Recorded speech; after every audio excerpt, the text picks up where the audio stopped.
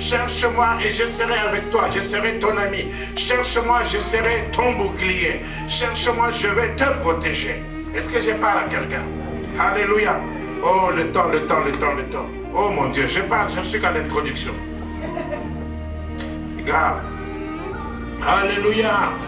Alléluia. Oui, parce que je ne vous ai pas donné la parole, le texte de base, n'est-ce pas? Amen. Bon, voyons.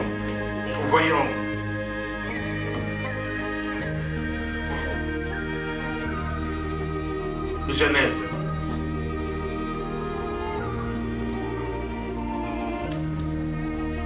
Dites à votre voisin, nous avons le temps.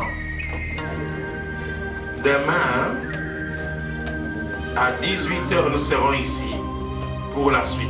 N'est-ce pas? Nous avons tout le temps. Genèse chapitre 12.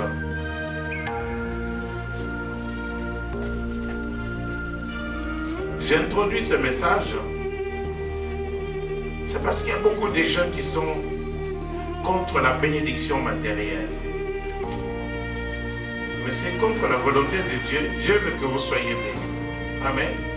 Alléluia. Il y a des gens qui vont cambrioler, il y a des gens qui vont tuer des gens pour avoir cette bénédiction matérielle-là. Mais ici, tu n'as besoin de tuer personne pour être béni. Est-ce que je parle à quelqu'un?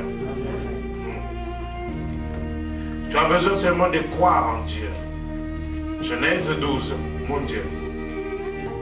Il ne veut pas venir le 12. Nous y sommes. Lisons. L'Éternel dit à Abraham. Regardez, c'est marqué Abraham, pas Abraham. Il s'appelait avant Abraham. Alléluia. Qu'est-ce que cela veut dire? Lorsqu'une fois que Dieu te parle, il va commencer par te changer toi. Amen. Et changer les circonstances de ta vie. Abraham, c'était un vieil homme stérile, sans enfant, n'est-ce pas, qui était là, sans beaucoup de richesses. Mais lorsque Dieu lui a parlé, sa situation a commencé à changer. Et plus tard, vous verrez qu'on a changé son nom en Abraham, c'est-à-dire le père d'une multitude. Mais on a changé ce nom avant qu'il ne puisse avoir les enfants. Donc, quand sa femme, n'est-ce pas, l'appelait Abraham, Abraham, et tout le monde dans le village qui savait que Abraham n'était pas, il était stérile, il n'avait pas d'enfant, n'est-ce pas? Ok? Donc, tous ces gens devaient bien rigoler. Ils devaient bien rire. Mais bien aimé, je vais te dire que ce Dieu-là, Dieu que tu invoques aujourd'hui, les gens peuvent se moquer de toi aujourd'hui. Mais demain, dites à votre voisin demain, ils seront étonnés de ce que Dieu va faire avec toi. Est-ce que je parle à quelqu'un? Alléluia. Donc, quand Abraham, c'est-à-dire le père d'une multitude, alors vous voyez quelqu'un qui est stérile et sa femme l'appelle Abraham. Alléluia. Alléluia. Ça c'est Dieu. C'est comme ça que Dieu agit. Parce qu'il faut que Dieu entre dans ta vie. Il faut que Dieu entre dans ta situation. Alléluia. Et il dit, l'Éternel dit à Abraham, Abraham, va-t'en de ton pays, de ta patrie, de la maison de ton père, dans le pays que je te montrerai. Je vous ai dit tout à l'heure que si tu veux voir la main de Dieu, tu dois sortir. Amen. Ici, Dieu dit à Abraham, sors de ton pays. Pourquoi? Parce que dans ce pays-là, lorsque vous allez lire dans le livre des Actes des Apôtres, chapitre 7, n'est-ce pas, vous verrez le discours de Étienne, n'est-ce pas? Nous voyons que le pays où était Abraham, n'est-ce pas, Ur en Chaldée, c'est un pays d'idolâtrie. C'est un pays où les gens étaient en abomination devant Dieu. Voilà pourquoi Dieu l'a fait sortir de là. Bien-aimé, Dieu t'a fait sortir quelque part. La Bible dit, Jésus dit que ce n'est pas vous qui m'avez choisi, mais c'est moi qui vous ai choisi. Si vous êtes ici aujourd'hui, c'est parce que Dieu vous a fait sortir de quelque part. Est-ce que je parle à quelqu'un? Alors parce que Dieu vous a fait sortir quelque part, et ce n'est pas pour rien, il ne parle pas en vain. La Bible dit que l'Écriture ne parle pas en vain. Dieu a fait sortir Abraham de son pays. Amen. Et il lui a dit, il dit, je ferai de toi une grande nation. Alléluia. Dites qu'il y a d'abord une séparation. Il faut qu'il y ait une séparation entre les enfants de Dieu et ceux qui ne le sont pas. Amen. Qu'on voit vraiment que non, toi là, tu es un vrai chrétien. À la manière dont tu parles, à la manière dont tu agis, n'est-ce pas? Selon tes actes, selon tes pensées, qu'on voit que non, tu es un vrai chrétien. Tu es séparé, tu n'es pas comme les autres. Tu ne fumes pas, tu ne bois pas, tu ne dragues pas, n'est-ce pas? Alléluia. Est-ce que je parle à quelqu'un? Non, tu n'es pas comme les autres. Dis à ton voisin, je ne suis pas comme les autres. Alléluia. Et au verset 2, il dit, je ferai de toi une grande nation, je te bénirai. Alléluia. Il dit quoi? Je te bénirai. Je ferai de toi une grande nation. Mais si tu sors de ta médiocrité là, si tu prends plaisir à la parole de Dieu, si tu fais de l'Éternel tes délices, il va te donner ce que ton cœur désire. Est-ce que je parle à quelqu'un? Ainsi il dit, je te bénirai. Je ferai de toi une grande nation, je te bénirai. Il dit, je rendrai ton nom grand et tu seras une source de bénédiction. Je bénirai ceux qui te béniront, je maudirai ceux qui te maudiront. Et toutes les familles de la terre seront bénies en toi. 7 promesses déjà. Ok? Première promesse, grande nation. Deuxième promesse, je te bénirai. Troisième promesse, ton nom sera grand. Quatrième promesse, tu seras une source de bénédiction. Cinquième promesse, je bénirai ceux qui te béniront. Sixième promesse, toutes les familles de la terre seront bénies en toi. Je maudirai ceux qui te maudiront. Et septième promesse, toutes les familles de la terre seront bénies en toi. Alléluia. Dieu va faire de toi une source de bénédiction. Dieu va te protéger. Alléluia. Regardez au verset 4. Abraham partit. Abraham partit comme l'Éternel lui avait dit. Et il fit quoi? Il partit comme l'Éternel lui avait dit. L'obéissance. Alléluia.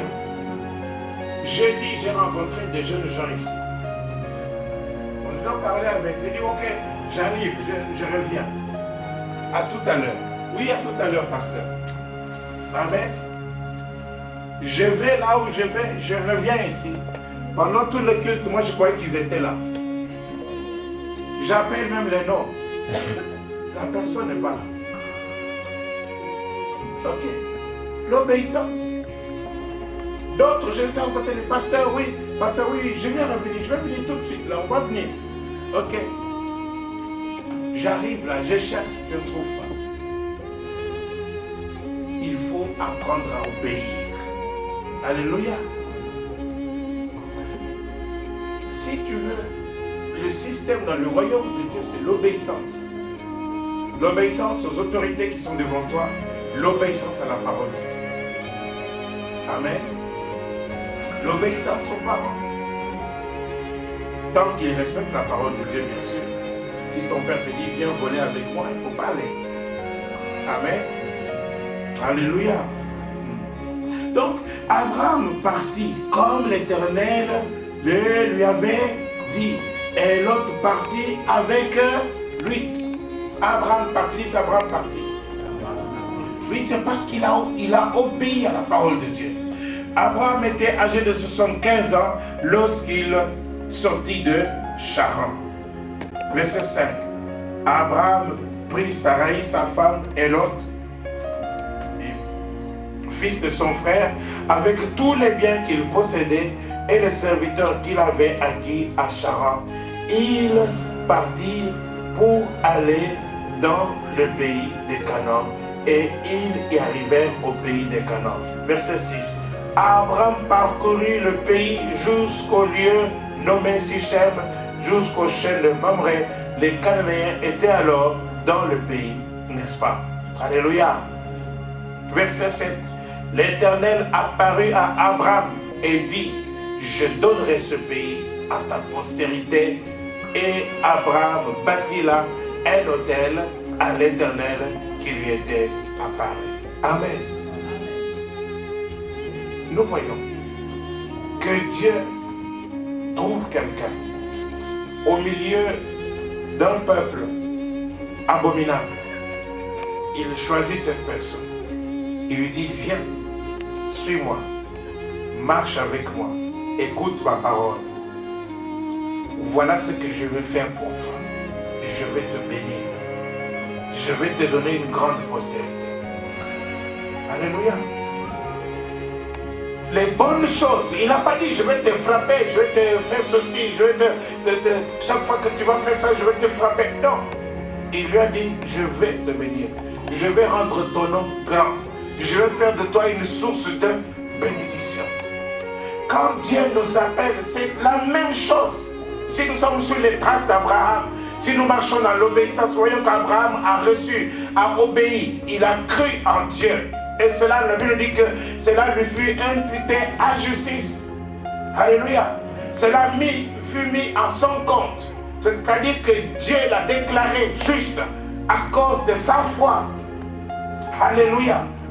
La même manière, si tu crois en Dieu, tu crois en Jésus-Christ, tu es déclaré juste. Est-ce que je parle à quelqu'un? Et une fois que Dieu t'a déclaré juste, personne ne peut te condamner. Personne. Alléluia. Oh, le temps me manque. Je vais abréger, je verrai ça demain. On va continuer demain. Mais je vais vous montrer que les paroles de Dieu, que la parole de Dieu, elle s'accomplit toujours. Elle s'accomplit toujours. Vous savez très bien que tout le peuple juif qui est ici maintenant est issu d'Abraham. Mais la Bible dit aussi que même nous, toi et moi, nous sommes, Abraham est appelé notre Père. Amen. Nous verrons ça demain. Notre Père. Abraham est notre Père. Alléluia. Mais ici, Dieu a dit à Abraham, je vais te bénir. Amen. Il a dit, je vais te dire, bien-aimé, une chose. Vous pouvez avoir tout un village ou toute la ville de Mons qui va se lever pour te maudire. Tous les sorciers, tous les occultistes, tous les magiciens, n'est-ce pas? Tous les gens, les jeteurs de sorts, n'est-ce pas? S'ils peuvent se réunir pour te maudire, ils ne pourront pas te maudire. Si Dieu t'a déclaré juste, ils ne pourront pas te maudire. Si Dieu dit qu'il veut te bénir, si Dieu veut te bénir, si Dieu a déclaré que tu es juste et qu'il veut te bénir, personne ne peut arrêter la bénédiction de Dieu. Pour ceux qui reçoivent déjà cette parole, la bénédiction de Dieu est sur la route. Alléluia. Elle est sur la route. Pour déjà le fait seulement de croire en cette parole, d'entendre cette parole ce matin, parce que la volonté de Dieu, vous qui êtes là aujourd'hui, la volonté de Dieu c'est que tu sois béni. La volonté de Dieu c'est que tu sois sauvé. La volonté de Dieu c'est que tu prospères à tous égards. N'est-ce pas? C'est ça la volonté de Dieu. Alors le fait déjà d'entendre seulement cette parole, parce que la Bible dit que la foi vient de ce que l'on entend. Et si nous avons la foi, nous sommes agréables à Dieu. Le fait d'avoir entendu cette parole, le fait que tu crois dans cette parole, tu es agréable à Dieu. Et si tu es agréable à Dieu, la parole de Dieu que Dieu a prononcée ce matin, Dieu ne parle pas en vain. Dieu ne parle pas en vain. Elle a déjà commencé son histoire. Pourquoi? Parce que Dieu est alpha. Il est celui de commencement. Celui de commencement de toutes choses. Il est aussi l'oméga. La Bible dit que lui, c'est lui qui a commencé cette bonne œuvre en vous, il a la capacité et le pouvoir de parachever cette œuvre-là. Est-ce que je parle à quelqu'un? Si c'est la guérison, il a déjà commencé. Si c'est la bénédiction, il a déjà commencé. Si c'est le mariage, il est déjà en route. Si ce sont les enfants, ils sont en route. La Bible dit que ne pleure pas. Ne pleure pas, ils reviendront de loin, tes enfants. Ils viendront, n'est-ce pas? Est-ce que je parle à quelqu'un? Alors nous avons besoin, peuple de Dieu, de recevoir. Regardez, Nombre 23.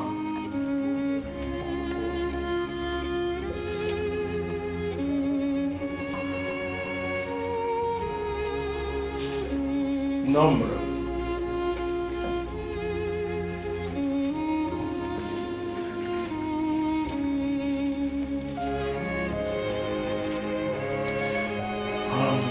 « 23. Lorsque Dieu a appelé Abraham, il lui a dit, il lui a montré le pays des Canaan. Lorsque tu reçois la parole de Dieu, tu reçois la vision. Amen. Tu sais maintenant ce qu'il faut faire. Tu sais ce que tu vas recevoir. Lorsque tu reçois la parole de Dieu, tu reçois la vision réellement claire. Parce que dans la parole de Dieu, il y a la lumière. Lorsque tu as la parole de Dieu, tu sais ce que tu dois faire, ce que tu ne dois pas faire. Amen. Tu sais distinguer ta droite de ta gauche parce que tu as la parole de Dieu. Alléluia. Alors, Dieu a donné la terre de Canaan. Canaan était déjà habité par d'autres personnes, mais Dieu dit à Abraham, je vais donner ça à ta postérité. Et nous voyons que le peuple de Dieu a été esclave en Égypte pendant 400 années. Tout cela selon la parole de Dieu. Nous verrons ça. Avec le temps, nous verrons ça. Nous avons toute une semaine pour étudier sur Abraham. Amen. Et alors, il dit, vous verrez, il dit que bon, ta postérité possédera ce pays. Mais quand le peuple de Dieu est sorti d'Égypte, n'est-ce pas, le verset que nous avons lu dans Psaume 55, il est sorti avec de l'or et de l'argent, et nul ne chancelait. Amen. C'est-à-dire qu'il était fort, vigoureux. Ils étaient en bonne santé, malgré qu'ils étaient dans le désert. Est-ce que je parle à quelqu'un? Ils étaient forts. Alléluia. Alors, ainsi, les esclaves qu'ils étaient, ils sont sortis comme une puissante armée, à cause de la présence de Dieu au milieu d'eux. Amen. Ils marchaient dans la présence de Dieu. Voilà pourquoi nous avons chanté un chrétien, je croyais être. Et tranquillement j'avance. Et tranquillement j'avance, m'appuyant sur mon sauveur. Comment est-ce que je vais m'appuyer sur mon sauveur? Je m'appuie sur ce qu'il déclare. Je m'appuie sur sa parole. Alors Dieu avait déclaré à Abraham, je te bénirai. N'est-ce pas? Je rendrai ta postérité féconde. N'est-ce pas? Je te bénirai, tu seras une grande nation. Et nous voyons la marche d'Israël vers la terre promise. Et pendant que Israël marchait vers la terre promise, il marchait comme une grande puissante armée, comme un rouleau compresseur. Personne ne pouvait s'arrêter sur sa route. Jéricho, qui était les forteresses, n'est-ce pas? Dieu n'a pas détruit Jéricho par des canons. Non, il a suffi simplement d'une louange, des acclamations, n'est-ce pas, du peuple de Dieu, que les murailles de Jéricho sont tombées. Alléluia. Quand les murailles de Jéricho sont tombées, la terreur s'est emparée des autres rois, n'est-ce pas, qui étaient sur la route du passage des enfants d'Israël. Alors que s'est-il passé? Le roi de Moab, il va louer un voyant. Il dit, viens maudire Israël. Alléluia. Et cet homme, Dieu lui parle. Il lui dit d'abord, il ne faudrait pas aller. Mais comme dans cet homme, il y avait l'avidité, l'appât du gain, n'est-ce pas? Il voulait absolument. Et finalement, il a accepté l'invitation. Et sur sa route, pendant qu'il partait, sur sa route, le Dieu que nous invoquons, alléluia, il a fait parler à l'ânesse de Balaam. L'ânesse lui a parlé. Quand Balaam est en train de frapper la l'ânesse, elle dit, mais tu ne vois pas qu'il y a un ange là devant qui interdit que je puisse passer. Ça fait déjà longtemps que tu me frappes. Donc vous vous rendez compte, Balaam ne se rend même pas compte qu'il commence à discuter avec son âme. Est-ce que je parle à quelqu'un? Et ainsi, une fois qu'il est arrivé chez Balak, roi de Moab, Balak lui dit, maudis-moi ce peuple. Maudis-moi ce peuple. Alléluia. Mais est-ce qu'il pouvait maudire ce peuple? Ce peuple-là, c'était la postérité d'Abraham. Amen. Les enfants d'Isaac et de Jacob, ce peuple-là était appelé Israël. Il était appelé un peuple issu de Jacob. On ne pouvait pas le maudire. Alors nous voyons ici où nous sommes, nombre 23.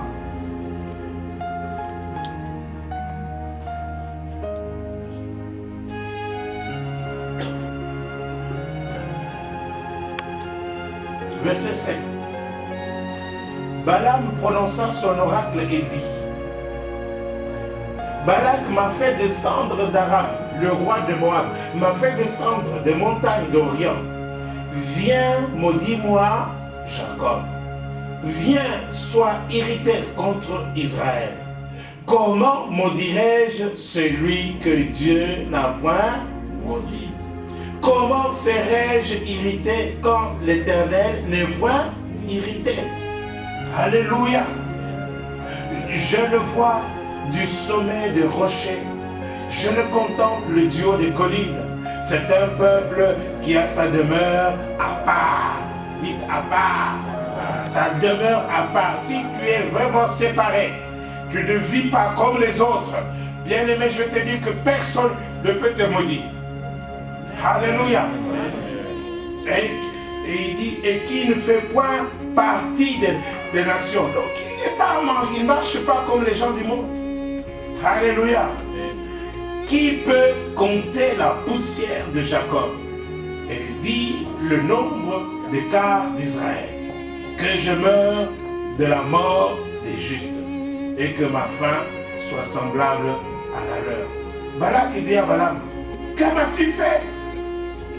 Je t'ai promis pour maudire, je t'ai pris pour maudire mon ennemi, et voici tu le bénis. Amen. Nous avons un Dieu qui change la malédiction en bénédiction.